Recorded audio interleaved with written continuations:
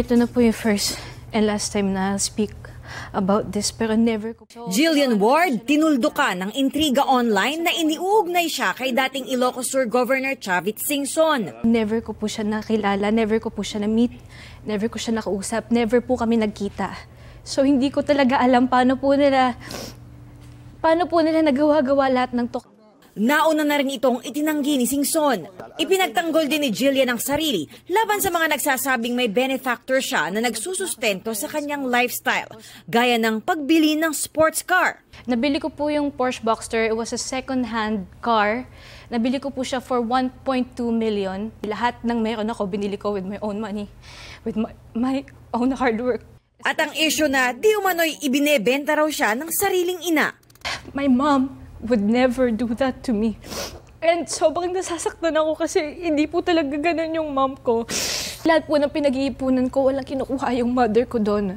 Desidido raw si Jillian na aksyonan ang mga nagpapakalat ng fake news. Charis Solomon, panibagong biktima ng fake online gambling advertisement. Sa Instagram, sinabi ng kapuso comedian na hindi siya nag-e-endorso ng anumang sugal. Hinikayat niya ang publiko na maging mapanuri.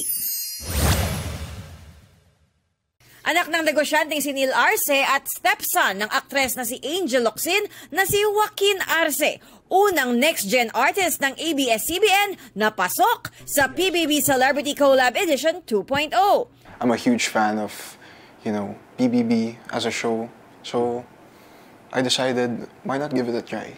Kasali rin sa new season ang Gen Z Sparkle at best friend ni ex-housemate Vince Maristella na si Sofia Pablo. This is something big for me kasi I was always a victim of misconceptions, fake news, and I feel like the people know me for my work, sa mga memes ko. I want them to know me for who I really am. Athena Imperial nagbabalita para sa GMA Integrated News.